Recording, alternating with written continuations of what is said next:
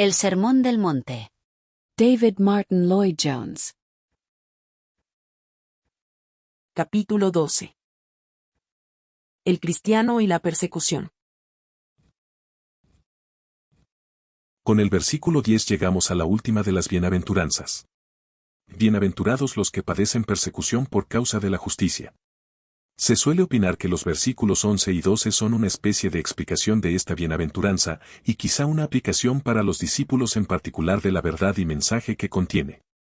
En otras palabras, nuestro Señor ha concluido el retrato general de las características del cristiano con el versículo 10, y luego aplica la última afirmación en especial a los discípulos. Al principio, esta bienaventuranza parece distinta de las otras en cuanto que no es tanto una descripción positiva del cristiano, cuanto indicación de lo que es probable que suceda como consecuencia de lo precedente y porque el cristiano es lo que hemos visto que es. Con todo, en última instancia no es diferente porque es una descripción del cristiano. Es perseguido porque es una cierta clase de persona y porque actúa de una cierta forma. La mejor manera de expresarlo, por tanto, sería decir que, mientras las otras contienen una descripción directa, esta es indirecta. Esto os va a suceder por ser cristianos, dice Cristo. Pero es interesante observar que esta bienaventuranza concreta sigue de inmediato a la mención de los pacificadores. En un sentido es así porque el cristiano es pacificador y por ello es perseguido. ¿Cuánto nos hace penetrar esto en el carácter y vida de la vida cristiana? No creo que se encuentren nunca expresadas mejor y con más exactitud las doctrinas bíblicas del pecado y del mundo que en estas dos bienaventuranzas, bienaventurados los pacificadores, y bienaventurados los que padecen persecución por causa de la justicia. Si el cristiano es pacificador le sucede esto. Otro punto preliminar de interés es que la promesa vinculada a esta bienaventuranza es la misma que se vincula a la primera, porque de ellos es el reino de los cielos. Es, si se quiere, una prueba más del hecho de que esta es la última bienaventuranza. Se comienza con el reino de los cielos y se concluye con él. Desde luego que no es cierto que las otras bendiciones que van vinculadas a las otras bienaventuranzas no les pertenezcan a los que están en el reino de los cielos, ni que no obtengan bendiciones. Todos consiguen, pero nuestro Señor comenzó y concluyó con esta promesa específica para dejar bien grabado en sus oyentes que lo importante es pertenecer al reino de los cielos. Como hemos visto, los judíos tenían una idea falsa del reino. Pero, dice nuestro Señor, yo no hablo de esta clase de reino. Lo importante es que se den cuenta de que es mi reino y que sepan cómo pueden llegar a ser miembros del mismo. Por eso comienza y acaba con eso. Por encima de todas esas bendiciones especiales que recibimos, y que recibiremos en medida más abundante y plena, lo mayor es ser ciudadano del reino de los cielos y con ello pertenecer al reino espiritual. También aquí tenemos derecho a decir que nos encontramos ante una de las pruebas más penetrantes que se nos pueden presentar. Que nadie imagine que esta bienaventuranza sea como una especie de apéndice de las demás. A su manera, es una descripción tan positiva como cualquiera de las anteriores, aunque sea indirecta, es una de las más penetrantes de todas. Bienaventurados los que padecen persecución por causa de la justicia. Qué afirmación tan sorprendente e inesperada. Pero recuerden que forma parte de la descripción del cristiano al igual que lo es el ser de corazón limpio, el ser pacificador y el ser misericordioso. Es una de las características del cristiano, como voy a explicarles, y por esto es una de las pruebas más penetrantes a las que podemos someternos. Todas estas bienaventuranzas han sido penetrantes, pero en cierto modo esta lo es todavía más. Pero me apresuro a decir que quizá no hay otra bienaventuranza con la que haya que tener más cuidado, que se preste más a malos entendidos y malas interpretaciones. No hay sin duda otra bienaventuranza que haya sido mal entendida y mal aplicada con más frecuencia. Por ello debemos estudiarla con gran cautela y cuidado. Es una afirmación vital, una parte esencial e integral de la enseñanza del Nuevo Testamento. La encontrarán en los Evangelios y cartas. Es más, podemos hasta decir que es uno de los mensajes característicos mayores de toda la Biblia, que conlleva consecuencias inevitables. Sugiero, pues, que lo más importante es poner de relieve la expresión, por causa de la justicia. No dice tan solo, bienaventurados los que padecen persecución, sino, bienaventurados los que padecen persecución por causa de la justicia. Estoy seguro de que no necesito dedicar tiempo a hacer notar lo oportuna que es esta afirmación para los cristianos de nuestro tiempo sea cual fuere el país donde vivan. Hoy hay más persecución de cristianos, dirían algunos, que la que ha habido desde los primeros siglos del cristianismo. Ha habido otros periodos de persecución en la historia de la Iglesia, pero de ordinario han sido locales. Ahora, sin embargo, la persecución se ha extendido por todo el mundo. Hay cristianos que son perseguidos con saña en muchos países en este preciso momento, y quizás se podría decir con motivo que este versículo es el más importante en su vida y en la mía. Hay tantos indicios de que la Iglesia se halla frente a esa prueba violenta de la que habla el apóstol Pedro. El apóstol, desde luego, pensaba sobre todo en las pruebas que iban a llegar en su propio tiempo. Pero quizá en este país, al parecer seguro y tranquilo, lleguemos a experimentar algunas de las pruebas tremendas de la aflicción y persecución. Procuremos, pues, entender bien este versículo y saber con exactitud lo que dice. Para ello comenzamos con consideraciones negativas. No dice, bienaventurados los que son perseguidos porque son reprensibles. No dice, bienaventurados los que lo pasan mal en su vida cristiana porque tienen dificultades. No dice, bienaventurados los que son perseguidos como cristianos porque carecen de sabiduría y son realmente necios en lo que consideran como su testimonio. No es así. No hace falta extenderse en esto, pero a menudo hemos conocido a cristianos que sufren persecuciones leves solo debido a su necedad, por algo que hay en ellos o en lo que hacen. Pero la promesa no se aplica a esas personas. Es por causa de la justicia. Aclaremos bien esto. Podemos atraer sufrimiento sin fin sobre nuestras personas, podemos crearnos dificultades innecesarias, por tener alguna idea falsa y necia acerca del dar testimonio, o porque, por creernos justos, buscamos en cierto modo los inconvenientes. En estos asuntos somos a menudo muy necios. No acabamos de comprender la diferencia que existe entre prejuicio y principio, y no acabamos de comprender la diferencia que hay entre ofender, en un sentido natural, a causa de nuestro temperamento o manera de ser, y ofender por ser justos. Todavía tengo otra consideración negativa. No se nos dice, bienaventurados los que padecen persecución porque son fanáticos. Tampoco dice, bienaventurados los que son perseguidos porque son demasiado celosos. El fanatismo puede conducir a la persecución, pero nunca se recomienda el fanatismo en el Nuevo Testamento. En la vida espiritual y cristiana nos vienen muchas tentaciones. Algunos, incluso durante los cultos, creen que deben decir amén en una forma determinada, o que deben repetirlo mucho. Piensan que ello es señal de espiritualidad, y por ello se vuelven a veces molestos para los demás y con ello se crean problemas. En la Escritura no se recomienda eso, es una noción falsa del culto. El espíritu de fanatismo a menudo ha conducido también a la gente a dificultades serias. Recuerdo que en cierta ocasión un hombre atrajo sobre sí y sobre su esposa muchos sufrimientos a causa de su celo. Era excesivamente celoso, y no tenía en cuenta algunos de los consejos que nuestro Señor mismo dio, precisamente por tener tanta ansia de dar testimonio. Tengamos cuidado en no atraernos sufrimientos innecesarios. Hemos de ser prudentes como serpientes y sencillos como palomas. Dios no quiera que ninguno de nosotros tenga que sufrir por haber olvidado esto. En otras palabras, no se nos dice, bienaventurados los que son perseguidos por hacer algo mal o por andar equivocados en algo. Recordarán como Pedro, en su sabiduría, lo expresó, ninguno de vosotros padezca como homicida, o ladrón, o malhechor. Advirtamos, también, lo que puso en la misma categoría que los homicidas, ladrones y malhechores y demás, o por entrometerse en lo ajeno, vean 1 de Pedro 4, 15. La siguiente consideración negativa es de otra clase. Este texto tampoco quiere decir, bienaventurados los que son perseguidos por una causa. Sé que las dos cosas a menudo van juntas, y muchos de los grandes mártires y confesores sufrieron a causa de la justicia y al mismo tiempo por una causa. Pero no se sigue en modo alguno que las dos cosas sean siempre idénticas. Creo que este es uno de los puntos más vitales que hay que tener presente en estos momentos. Creo que en los últimos 20 años ha habido hombres, algunos de ellos muy conocidos, que han sufrido, y han sido encarcelados y puestos en campos de concentración por la religión. Pero no han sufrido por causa de la justicia. Tenemos que tener cuidado con esta distinción. Se corre siempre el peligro de desarrollar el espíritu de mártir. Hay quienes parecen anhelar el martirio, casi lo buscan. Nuestro Señor no habla de esto.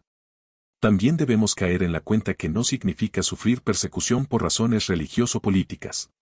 No es más que la simple verdad decir que hubo cristianos en la Alemania nazi que no solo estuvieron dispuestos a practicar y vivir la fe cristiana sino que la predicaron abiertamente y con todo no fueron inquietados.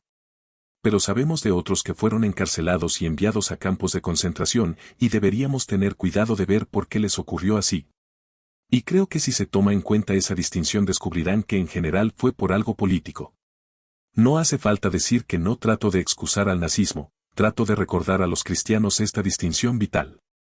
Si ustedes y yo comenzamos a mezclar religión con política, entonces no debemos sorprendernos de que se nos persiga. Pero quiero decir que esta persecución no será necesariamente por causa de la justicia. Esto es algo muy diferente y concreto, y uno de los grandes peligros que corremos es el de no distinguir entre estas dos cosas. Hay cristianos en China y en el continente en estos momentos para quienes este problema es el más grave de todos. ¿Sufren por causa de la justicia o por una causa? Después de todo, tienen sus ideas y puntos de vista políticos. Son ciudadanos de ese país concreto.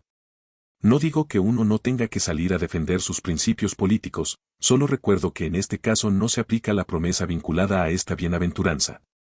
Si uno decide sufrir políticamente, que lo haga. Pero no le reclamen a Dios si ven que esta bienaventuranza, esta promesa, no se cumple en su vida. La bienaventuranza y la promesa se refieren específicamente al sufrir por causa de la justicia. Que Dios nos dé gracia y sabiduría y comprensión para distinguir nuestros prejuicios políticos de nuestros principios espirituales. Hoy día hay mucha confusión en cuanto a esto. Mucho de lo que se dice parece ser, o se dice ser, cristiano, en cuanto que ataca ciertas cosas que suceden en el mundo, sin embargo, creo que no es sino expresión de prejuicios políticos. Desearía que nos viéramos todos libres de esta interpretación equivocada de la Escritura, que puede conducir a sufrimientos innecesarios. Otro gran peligro en estos días es que la fe cristiana pura la juzguen muchos de los de afuera en función de ciertas ideas políticas y sociales. Son completamente diferentes y nada tienen que ver la una con la otra. Permítanme ilustrarlo, la fe cristiana como tal no es anticomunismo, y confío en que nadie sea tan necio e ignorante como para dejarse engañar por la Iglesia Católica o por cualquier otro grupo. Como cristianos hemos de preocuparnos por las almas de los comunistas, por su salvación, de la misma forma que nos preocupamos por todos los demás. Y si alguna vez damos la impresión de que el cristianismo no es más que anticomunismo, nos cerramos las puertas y les impedimos que escuchen nuestro mensaje evangélico de salvación. Seamos cristianos cuidadosos, y tomemos las palabras de la Biblia como son. Hagamos una última consideración negativa. Esta bienaventuranza no dice tampoco, bienaventurados los que sufren persecución por ser buenos, nobles o sacrificados. También esta distinción es vital y, para algunos, sutil. La bienaventuranza no dice que somos felices si sufrimos por ser buenos o nobles, por la excelente razón de que probablemente nadie sufre persecución por ser bueno. El mundo, de hecho, suele alabar y admirar y amar al bueno y noble, solo persigue al justo. Hay quienes han hecho grandes sacrificios, que han renunciado a carreras, perspectivas y riqueza y a veces incluso la vida, y el mundo los ha considerado como grandes héroes y los ha alabado. Por ello deberíamos sospechar de inmediato que no estamos frente a la justicia verdadera. Hay ciertos hombres hoy día a los que el mundo considera como grandes cristianos porque han hecho semejantes sacrificios. Esto debería hacer de inmediato preguntarnos si practican realmente la fe cristiana o bien alguna otra cosa, quizá una nobleza general de conducta. ¿Qué significa, pues, esta bienaventuranza? Lo diría así. Ser justo, practicar la justicia, significa en realidad ser como el Señor Jesucristo. Por tanto son bienaventurados los que son perseguidos por ser como Él. Más aún, los que son como Él siempre sufren persecución. Permítanme demostrarles esto primero por la enseñanza de la Biblia. Escuchen cómo lo dice nuestro Señor. Si el mundo os aborrece, sabed que a mí me ha aborrecido antes que a vosotros. Si fuerais del mundo, el mundo amaría lo suyo, pero porque no sois del mundo, antes yo os elegí del mundo, por eso el mundo os aborrece. Acordaos de la palabra que yo os he dicho, el siervo no es mayor que su Señor. Si a mí me han perseguido, también a vosotros os perseguirán. Juan 15. Versos del 18 al 20. No hay condición ninguna, es una afirmación absoluta. San Pablo lo presenta así, escribiendo a Timoteo, quien no entendía su enseñanza y por ello se sentía infeliz ante las persecuciones. Y también todos los que quieren vivir piadosamente en Cristo Jesús padecerán persecución, segunda a Timoteo 3, 12. También esta es una afirmación categórica. Por esto dijo al comenzar que a veces creo que es la más penetrante de todas las bienaventuranzas. ¿Sufren ustedes persecución? Esta es la enseñanza. Veamos cómo se pone en práctica en toda la Biblia. Por ejemplo, a Abel lo persiguió su hermano Caín. Moisés fue sujeto a cruel persecución. Veamos la forma en que a David lo persiguió Saúl y la terrible persecución que tuvieron que sufrir Elías y Jeremías. ¿Recuerdan la historia de Daniel y cómo fue perseguido? Estos son algunos de los hombres justos más notables del Antiguo Testamento y cada uno de ellos refrenda la enseñanza bíblica. Fueron perseguidos, no porque fueran de carácter difícil, ni por ser demasiado celosos, sino simplemente por ser justos. En el Nuevo Testamento encontramos exactamente lo mismo. Piensen en los apóstoles y en la persecución que tuvieron que soportar. Me pregunto si alguien ha sufrido jamás más que el apóstol Pablo, a pesar de su amabilidad, gentileza y justicia. Lean las descripciones que hace de sus sufrimientos. No sorprende que dijera que, todos los que quieren vivir piadosamente en Cristo Jesús padecerán persecución. Él la conoció y sufrió. Pero, no cabe duda que el ejemplo supremo es nuestro Señor mismo. Ahí lo tenemos, en toda su perfección absoluta, total, con toda su amabilidad y mansedumbre, de quien se pudo decir que, la caña cascada no quebrará, y el pabilo que humea no apagará. Nunca nadie fue tan gentil y amable. Pero vean lo que le sucedió y que le hizo el mundo. Lean también la larga historia de la Iglesia cristiana y encontrarán que esa afirmación se ha cumplido sin cesar. Lean las vidas de los mártires, de Juanus, de los padres protestantes. Lean también la historia moderna y observen la persecución que sufrieron los líderes del avivamiento evangélico del siglo XVIII.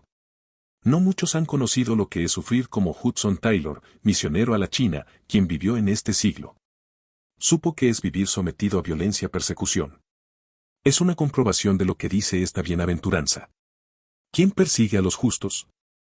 Cuando uno lee las Escrituras y la historia de la Iglesia, uno descubre que la persecución no solo la lleva a cabo el mundo.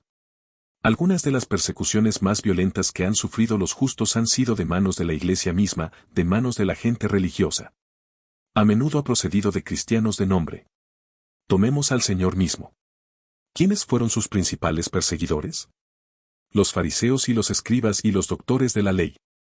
A los primeros cristianos, también, los que más los persiguieron fueron los judíos. Luego lean la historia de la Iglesia y vean la persecución por parte de la Iglesia católica de algunos de aquellos hombres de la Edad Media que habían visto la verdad y trataban de vivirla pacíficamente. Como los persiguieron las personas religiosas de nombre. Así fue también la historia de los primeros puritanos. Esta es la enseñanza de la Biblia, y la historia de la Iglesia la ha corroborado, que la persecución puede llegar, no de afuera sino de adentro. Hay ideas que conciben al cristianismo en una forma distinta que el Nuevo Testamento y muchos la siguen, esto los hace perseguir a aquellos que tratan con toda sinceridad y verdad de seguir al Señor Jesucristo por el camino angosto. Quizás su propia experiencia personal les diga lo mismo. A menudo me han dicho convertidos que encuentran más oposición por parte de los supuestamente cristianos que de las personas del mundo, quienes con frecuencia se alegran de que cambien y desean saber algo acerca de ello. El cristianismo formal es a menudo el mayor enemigo de la fe genuina. Pero voy a hacer otra pregunta. ¿Por qué son perseguidos así los justos? Y, sobre todo, ¿por qué son perseguidos los justos y no los buenos y nobles? La respuesta, me parece, es muy sencilla. A los buenos y nobles se les persigue muy pocas veces porque a todos nos parece que son como nosotros mismos en nuestros mejores momentos. Pensamos, yo también puedo ser así con tal de que me lo proponga, y los admiramos porque es una manera de elogiarnos a nosotros mismos. Pero los justos son perseguidos porque son diferentes. Por esto los fariseos y los escribas odiaron a nuestro Señor. No fue porque era bueno, fue porque era diferente. Había algo en el que los condenaba. Sentían que su justicia los hacía parecer muy poca cosa. Y esto les desagradaba. El justo quizá no diga nada, no nos condena de palabra. Pero por ser lo que es, de hecho nos condena, nos hace sentir infelices, y nos anonada. Por esto los odiamos y tratamos de encontrarles faltas. La gente dice, yo sí creo en que se sea cristiano, pero eso es demasiado, es ir demasiado lejos. Esta fue la explicación para la persecución de Daniel. Sufrió tanto porque era justo. No lo exhibía, lo manifestaba a su manera, discretamente. Pero decían, este hombre nos condena con lo que hace, tenemos que atraparlo. Este es siempre el problema, y fue la explicación también en el caso de nuestro Señor mismo. Los fariseos y otros lo odiaban por su santidad, justicia y verdad total y absoluta. Y por esto encuentra uno personas amables, generosas como Hudson Taylor, del que ya hice mención, que sufren persecuciones terribles y violentas a veces de manos de cristianos. Es obvio, pues, que de todo esto se pueden sacar ciertas conclusiones. En primer lugar, nos dice mucho acerca de nuestras ideas respecto a la persona del Señor Jesucristo. Si nuestro concepto de Él es tal que lo veamos como alguien al que los no cristianos hayan de admirar y aplaudir, estamos equivocados. El efecto de Jesucristo sobre sus contemporáneos fue que muchos lo apedrearan. Lo odiaron, y por fin decidieron matarlo, prefiriendo a un asesino en vez de a Él. Este es el efecto que Jesucristo produce siempre en el mundo. Pero hay otras ideas acerca de Él. Hay personas mundanas que nos dicen que admiran a Jesucristo, pero es porque no lo han visto nunca. Si lo vieran, lo odiarían como lo odiaron sus contemporáneos. Él no cambia, el hombre sí cambia. Tengamos, pues, cuidado de que nuestras ideas acerca de Cristo sean tales que el hombre natural no lo pueda admirar o aplaudir fácilmente. Esto lleva a la segunda conclusión. Esta bienaventuranza pone a prueba nuestras ideas acerca de qué es el cristiano. El cristiano es como su Señor, y por esto el Señor dijo de él: «Ay de vosotros, cuando todos los hombres hablen bien de vosotros, porque así hacían sus padres con los falsos profetas». Lucas 6, 26. Y con todo no es nuestra idea de lo que es un cristiano perfecto el que sea una persona amable, popular que nunca ofende a los demás, con el que es fácil entenderse. Pero si esta bienaventuranza es verdad, ese no es el verdadero cristiano, porque el cristiano de verdad es alguien al que no todo el mundo alaba. No alabaron a nuestro Señor, y nunca alabarán al que es como Él. Ay de vosotros, cuando todos los hombres hablen bien de vosotros. Esto hicieron con los falsos profetas, pero no con Cristo mismo. La siguiente conclusión se refiere al hombre natural, no regenerado, y es esta. La mente natural, como dice Pablo, es enemistad contra Dios. Aunque habla de Dios, en realidad lo odia. Y cuando el Hijo de Dios vino a la tierra lo odiaron y crucificaron. Y así sigue siendo la actitud del mundo hacia Él. Esto nos lleva a la última conclusión. El nuevo nacimiento es una necesidad absoluta si uno quiere llegar a ser cristiano. Ser cristiano en último término, es ser como Cristo, y uno nunca puede ser como Cristo sin cambiar por completo.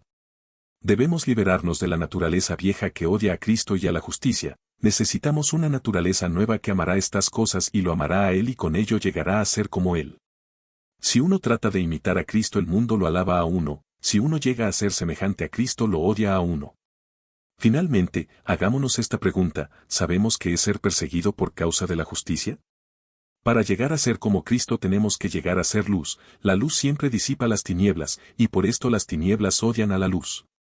No hemos de ofender, no hemos de ser necios, no hemos de ser temerarios, ni siquiera hemos de exhibir nuestra fe. No hemos de hacer nada que atraiga persecución. Pero por ser simplemente como Cristo la persecución resulta inevitable. Pero esto es lo glorioso. Alegrémonos de ello, dicen Pedro y Santiago. Y nuestro Señor mismo dice: sois bienaventurados, felices, si sois así. Porque si uno se ve perseguido a causa de Cristo, por causa de la justicia, en cierto sentido ha conseguido uno la prueba final del hecho de que uno es cristiano, ciudadano del reino de los cielos. Porque a vosotros, escribe Pablo a los filipenses, os es concedido a causa de Cristo, no solo que creáis en Él, sino también que padezcáis por Él. Filipenses 1. 29, y contemplo esos primeros cristianos a los que las autoridades persiguieron y los oigo dar gracias a Dios porque por fin los había considerado dignos de sufrir por su nombre. Quiera Dios por medio de su Santo Espíritu darnos una gran sabiduría, discreción, conocimiento y comprensión en todo esto, a fin de que si tenemos que llegar a sufrir, podamos estar seguros de que es por causa de la justicia, y podamos tener el consuelo pleno de esta gloriosa bienaventuranza.